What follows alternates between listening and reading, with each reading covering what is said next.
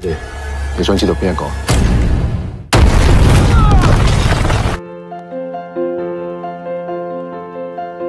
Halo Besti, selamat datang di channel Kucrit Ogeng. Pada video ini, Kucrit Ogeng akan kembali lagi merangkum sebuah film bercerita tentang seorang polisi divisi penjinak bom. Demi menghentikan serangkaian ledakan yang sering kali terjadi, dirinya harus masuk ke dalam jaringan teroris yang ahli dalam pembuatan bom tersebut tanpa memikirkan bahaya yang akan dialaminya. Oke Besti, tanpa berlama-lama kita langsung masuk aja ke ceritanya.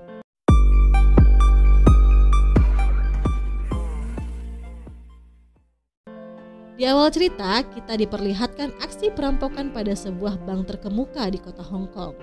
Setelah perampokan itu, mereka segera melarikan diri dan kejar-kejaran pun terjadi.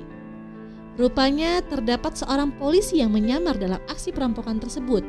Dia adalah Cheng.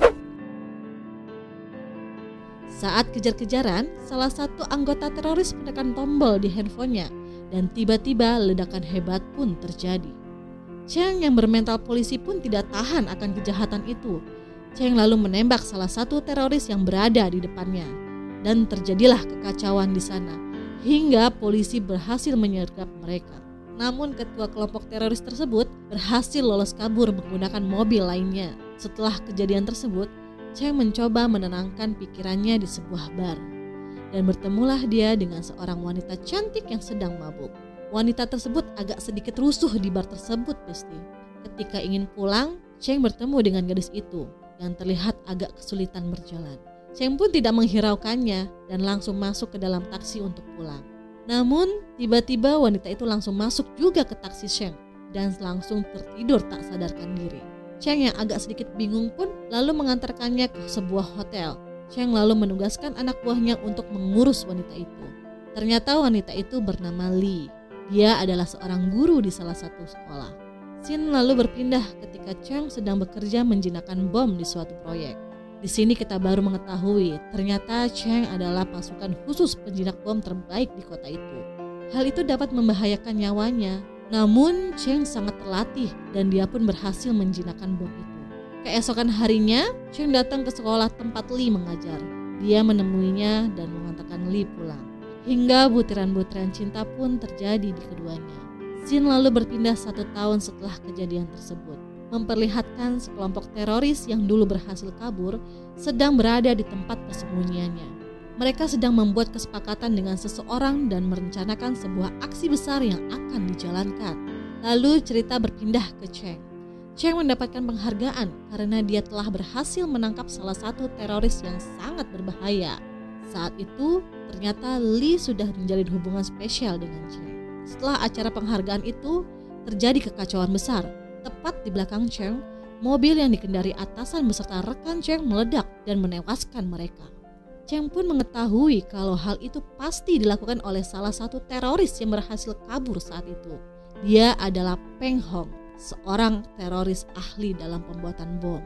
Setelah itu masalah sering terjadi. Hari demi hari teror bom makin meluas. Hal itu sengaja dilakukan oleh kelompok Peng Hong sebagai peringatan kepada pihak kepolisian, yang hingga sampai saat ini Peng Hong belum tertangkap. Suatu hari masalah serius pun datang. Terjadi ancaman dari kelompok Peng Hong. Hari itu mereka memblokir sebuah terowongan dan menawan sejumlah orang yang ada di sana. Hal ini membuat kepolisian bertindak dan menyusun rencana untuk menyelamatkan orang-orang yang disandra. Peng Hong menghubungi kepolisian dan meminta Cheng untuk datang bertemu dengannya. Dia ingin bernegosiasi dengan Cheng. Peng Hong mengatakan kalau pemerintah harus menggagalkan semua transaksi di pelabuhan bagian barat dalam waktu 48 jam ke depan. Jika tidak, kelompok Peng Hong akan membunuh semua sandera yang ada di terowongan tersebut. Ternyata ini semua adalah suruhan dari mafia yang menyewa kelompok Peng Hong untuk misi pribadinya. Dan Peng Hong juga meminta pihak kepolisian melepaskan adiknya yang ditangkap saat Cheng menyamar dahulu. Pemerintah dan kepolisian akhirnya menyetujui permintaan dari kelompok Peng Hong demi keselamatan para sandera yang mereka tahan. Malam itu juga seluruh transaksi telah ditarik kembali dan semua transaksi di pelabuhan dihentikan. Adik Peng Hong juga dilepaskan dan diantarkan langsung oleh Cheng. Namun sialnya saat mengantarkannya, Chong dan adik Peng Hong mengalami kecelakaan dan membuat adik Peng Hong mengalami luka yang parah. Peng Hong yang tak sabar mulai men-shutdown beberapa nyawa yang disandranya karena Peng Hong merasa waktu untuk membebaskan adiknya sudah terlambat. Akhirnya, dengan terpaksa Chong mengantarkan adik Peng Hong dalam kondisi terluka menggunakan ambulans. Peng Hong pun memilih beberapa sandera untuk dilepaskan atas kebebasan adiknya. Dan saat itu dimanfaatkan oleh beberapa teroris untuk menyusup keluar. Ternyata teroris yang menyusup keluar itu untuk menyerang mafia yang membayar mereka dan meminta segera mentransfer uang dengan jumlah yang sangat besar.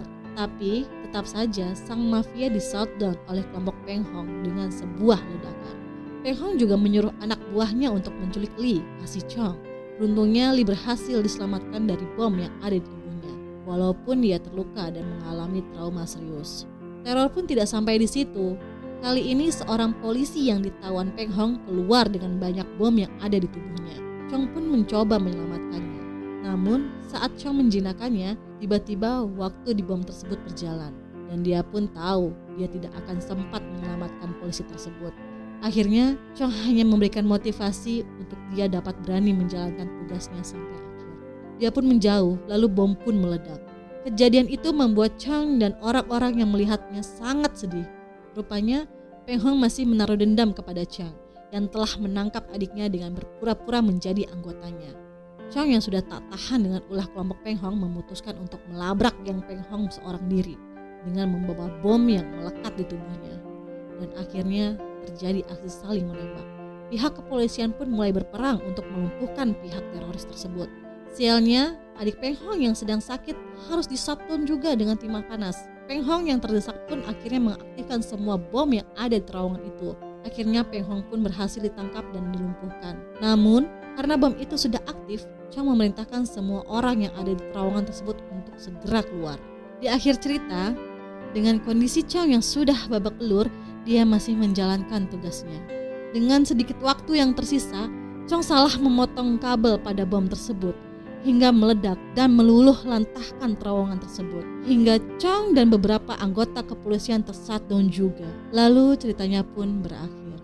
Oke Beksti, dari film ini kita dapat mengambil pelajaran. Jadilah orang yang bertanggung jawab sampai titik darah penghabisan. Sampai jumpa di video selanjutnya. Salam Kucrit.